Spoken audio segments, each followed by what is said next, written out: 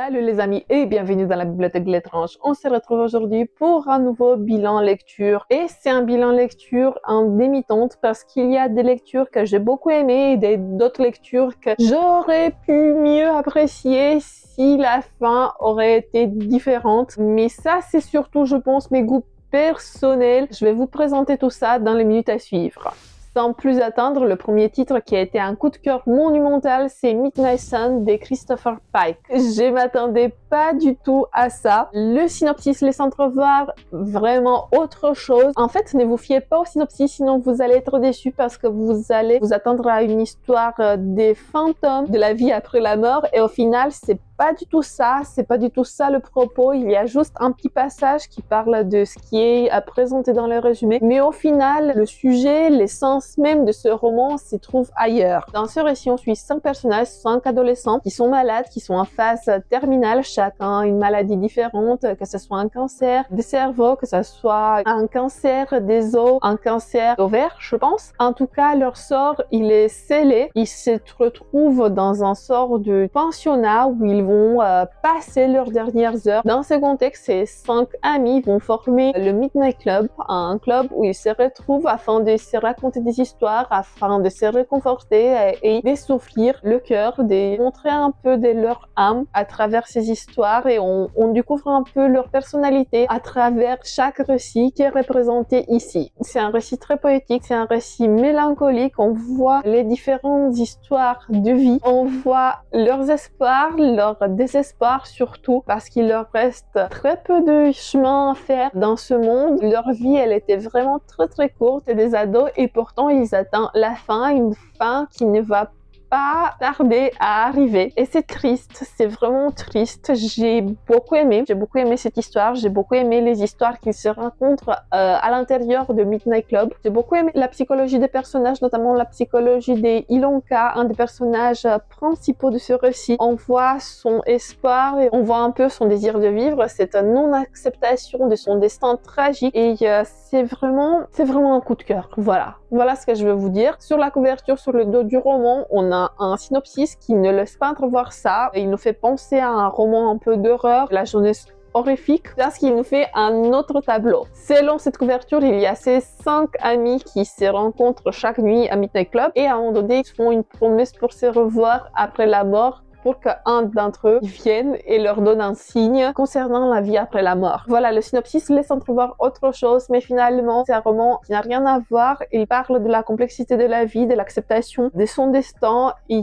c'est poétique et très complexe. J'ai beaucoup aimé et je vous recommande Midnight Club de Christopher Pike. Apparemment, il a été aussi adapté dans une série Netflix, mais selon ce que j'ai vu, la bande-annonce que j'ai vue, ça me paraît pas coïncider avec l'histoire du récit. Déjà, ici ils sont 100, dans la série ils sont 7-8. Bon bref, il me semblait que ça n'avait rien à voir, mais en tout cas, je vous recommande Midnight Club, lisez ce petit roman. On va continuer. Un petit chair des poules, alerte aux chiens, le tome 30. Celui-là, je l'ai trouvé dans une boîte à livres. Je m'attendais pas du tout, et quand je l'ai vu, je l'ai pris tout de suite. On est ici avec un groupe de potes qui répètent pour un concert de musique, et à un moment donné, un de ces petits enfants, un de ces petits gars, qui s'appelle Larry, va trouver un flacon du bronze plus qui promet des merveilles, qui promet un bronzage merveilleux et époustouflant. Même si le produit il est périmé, les gamins ils vont s'enduire sur le visage, sur tout le corps, afin d'avoir un bronzage parfait et afin de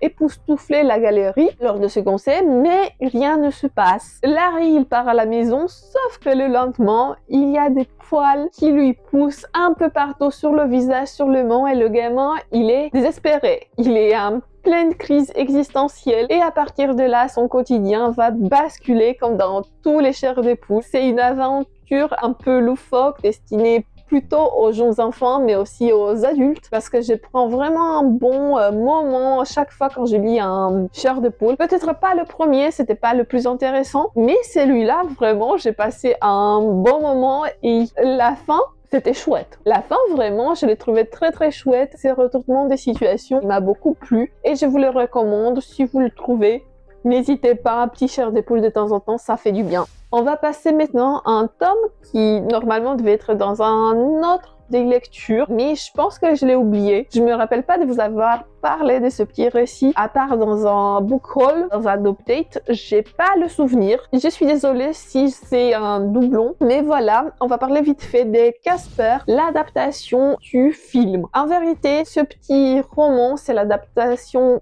scène par scène du film éponyme. En lisant cette histoire, j'avais vraiment l'impression de regarder le film scène par scène, notamment parce qu'il y a des petites photos du film et aussi des petites illustrations qui montrent les oncles de Casper qui font que des bêtises. C'était pas le plus transcendant des romans, je veux pas vous mentir, parce que ça aurait pu être plus poussé. Je veux dire par là qu'on s'est contenté de prendre l'histoire du film sans faire des rajouts.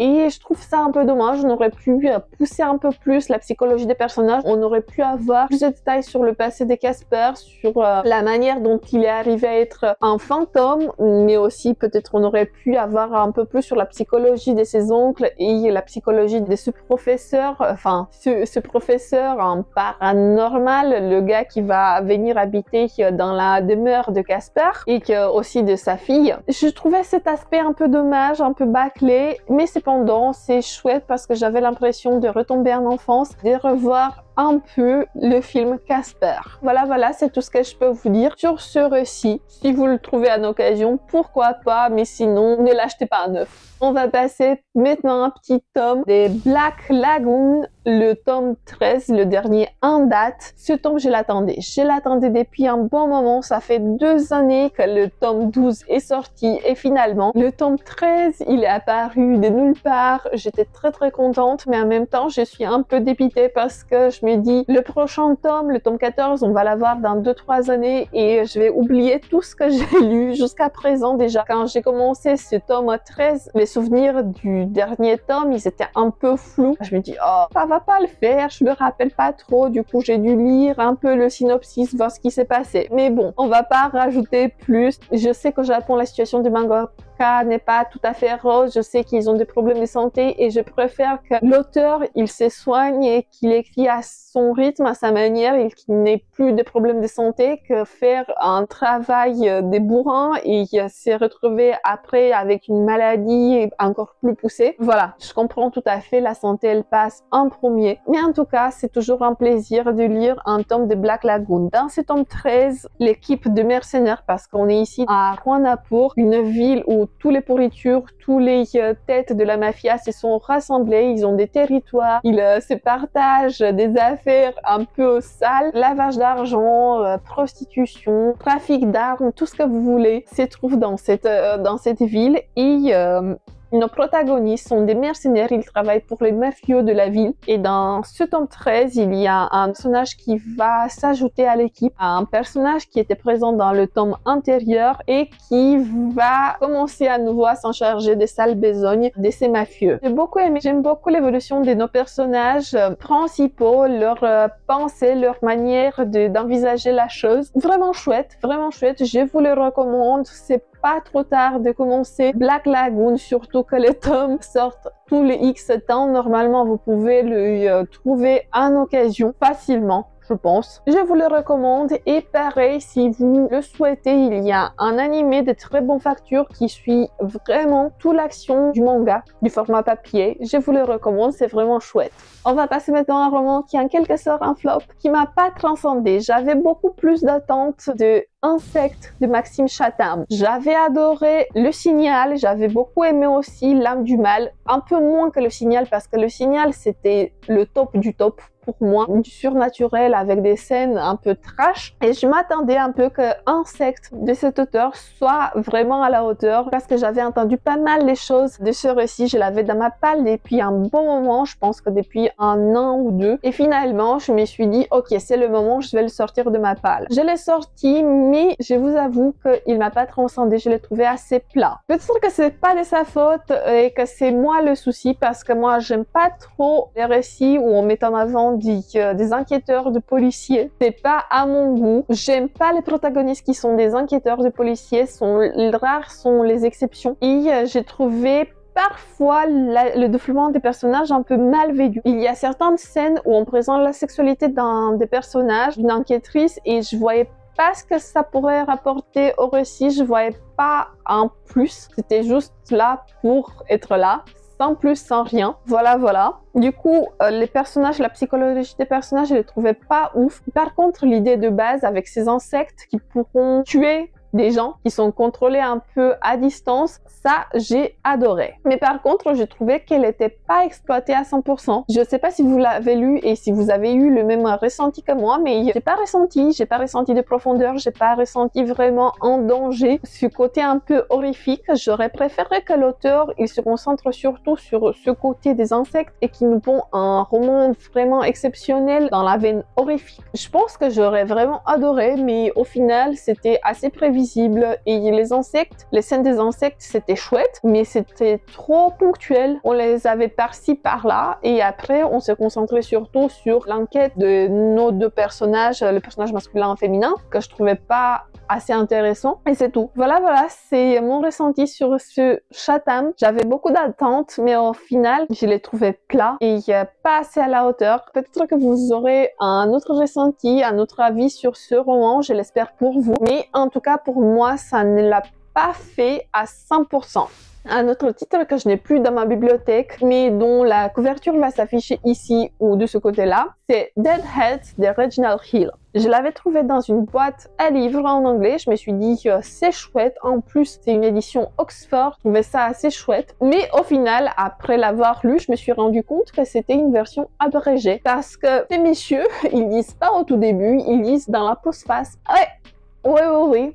J'ai vu dans la postface que c'était l'édition abrégée pour que le grand public puisse l'étudier à l'école, qu'il ne se tape pas les 300 pages. Voilà. Du coup, au lieu de 300 pages, peut-être avec une histoire bien ficelée, bien réalisée, je me suis retrouvée avec 100 pages où les transitions, ils n'étaient pas du tout bien faits. J'avais l'impression que j'ai lu les résumés du chapitre. Ça passait de coq à l'âne. Il y avait des scènes et après, les transitions, ils étaient tellement abruptes, on passait à autre chose, à une autre scène. J'étais mais... Non, c'est vraiment comme ça que ce monsieur il écrit. J'avais l'impression qu'il était mieux noté. Oui, il est bien noté, mais il est bien noté pour son récit entier, pas pour cette adaptation rikiki. Vraiment, j'étais déçue. À la fin, j'étais déçue parce que normalement, ça aurait pu être un roman assez chouette. Mais non, j'ai pas eu ces ressentis-là. J'étais vraiment déçue. Mais bon, c'était une centaine de pages. Au moins, j'ai révisé un peu mon anglais. Voilà le bon côté de la chose, n'est-ce pas? Voilà, je vous ai pas fait des synopsis, je viens. Du coup, dans ces récits, on suit une enquête policière. Il y a un chef d'entreprise qui a l'impression qu'un de ses employés va essayer de le tuer parce qu'il y a des morts suspects tout autour de ce gars. En fait, ce gars qui est accusé de meurtre, il adore les fleurs, il a un jardin magnifique et il aurait préféré de s'occuper de son jardin plutôt que d'avoir un job ordinaire, mais pourtant il a besoin d'argent et il ne se sent pas à 100% investi dans son boulot, ce que son patron qui l'accuse de meurtre lui reproche aussi. Suite à ces accidents qui se passent tout autour de lui, son patron demande l'aide de la police et une enquête va commencer. On va suivre ainsi le quotidien des plusieurs personnages et on va voir leurs liens d'amitié, familiale, etc., etc. Je pense que ça aurait été chouette en intégrale, mais quand je vous ai dit, j'ai pas eu la chance et je suis tombée sur l'édition abrégée. Dites-moi si vous l'avez lu dans son format intégral, s'il vaut la peine. N'hésitez pas. Et décidément, j'enchaîne avec les titres qui auront pu être bien, mais qu'au final, je l'ai trouvé moyenne. Je parle malheureusement des Imaginary Friends. Comment dire que j'ai été déçue vers la fin de ce roman? Il commençait tellement bien, j'avais tellement d'attentes, j'ai parié sur un coup de cœur monumental parce que le début il est exceptionnel. Franchement, il aurait pu être mémorable si l'auteur aurait fini vers 150 pages et pas continuer vers les 700 pages parce que le début vraiment il est exceptionnel, il est tellement bien ficelé, tellement bien construit. J'avais l'impression d'avoir quelques références sur les romans de Stephen King et aussi de Joe Hill, notamment sur Nosferatu et Horns. Il y a certains passages qui me faisaient penser un peu à l'action de ces deux romans. Il y avait tout ce que j'aimais, il y avait des protagonistes hautes en couleurs, des méchants tellement bien dessinés, tellement bien créés, le contexte il était exceptionnel, il y avait l'angoisse, il y avait de la terreur qui s'est dégagé de ces romans. J'ai adoré jusqu'aux 500 pages environ. J'ai adoré, j'avais hâte de connaître la suite et le développement. Et après 500 pages, quand on a eu un plot twist, j'étais ok. Mon attachement pour les personnages et pour l'action s'est dégradé de plus en plus à partir de ce moment-là. J'étais oui, ok, bon. Vers la fin, vraiment, j'avais juste envie de délapider ce roman et de connaître vite fait la fin. J'étais plus du tout attachée au personnage, plus du tout attachée à l'action. Et c'est vraiment dommage parce que, comme je vous disais, le début, il est exceptionnel. Le message de fin, il est bien. Il est sympathique, mais il est emballé dans 10 000 couches, des non-dits. Si l'auteur, il aurait allé tout droit au sujet, tout droit au but, je pense qu'on aurait eu un magnifique coup de cœur, un des meilleurs romans que j'aurais pu lire. Non, la mayonnaise, elle n'a pas pris vers la fin. Je suis vraiment déçue de cette fin. Si j'aurais pu, j'aurais gardé juste les 105 premières pages et j'aurais dit non pour le reste. C'est pas vraiment un flop,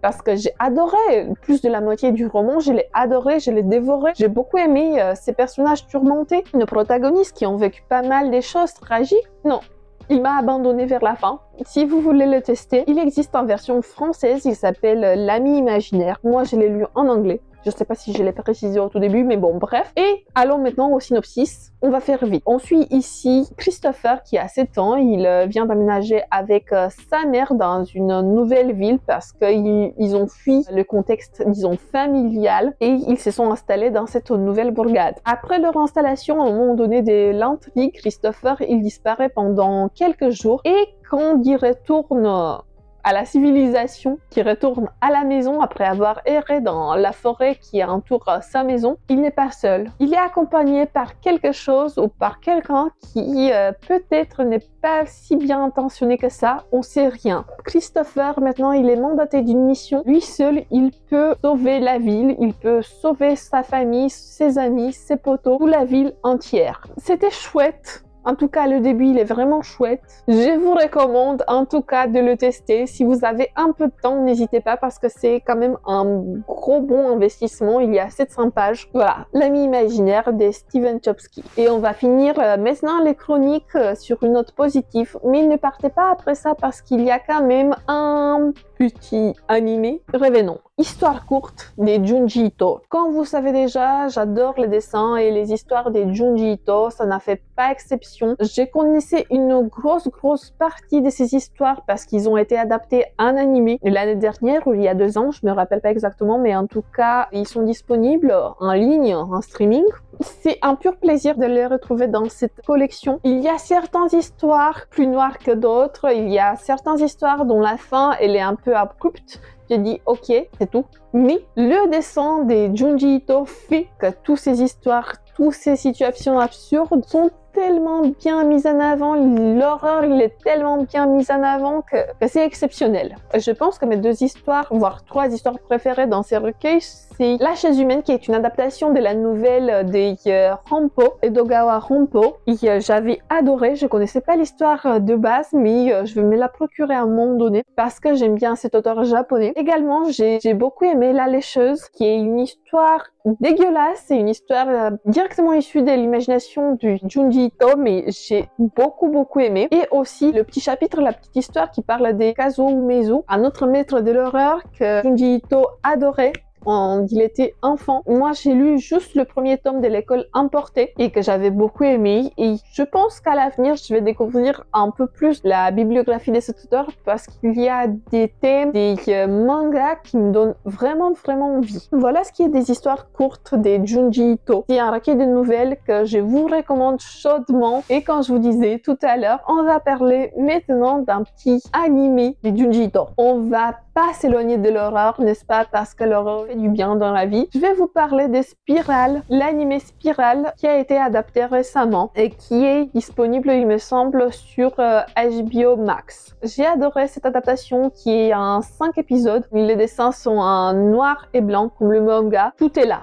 En fait, c'est une adaptation de A à Z de Spiral. C'est le premier manga que j'avais lu de la plume de l'auteur. Et c'est une histoire vraiment angoissante. Vous allez voir les spirales d'une manière tout à fait différente. J'ai beaucoup aimé l'art qui a été mis dans ces animations parce qu'il respecte vraiment le style graphique de l'auteur. On a cette densité et le choix de noir et blanc accentue un peu l'angoisse qu'on ressent à la lecture d'habitude, mais aussi au visionnage. Je pense que c'est un choix prodigieux. Je trouve qu'ils ont très bien adapté ce manga. C'est angoissant, c'est délirant et tout le développement de la spirale est là. Franchement, si vous n'avez pas vu Spirale de Junji Ito ou si vous n'avez pas lu Spirale, le manga format papier, n'hésitez pas, c'est deux vraies pépites.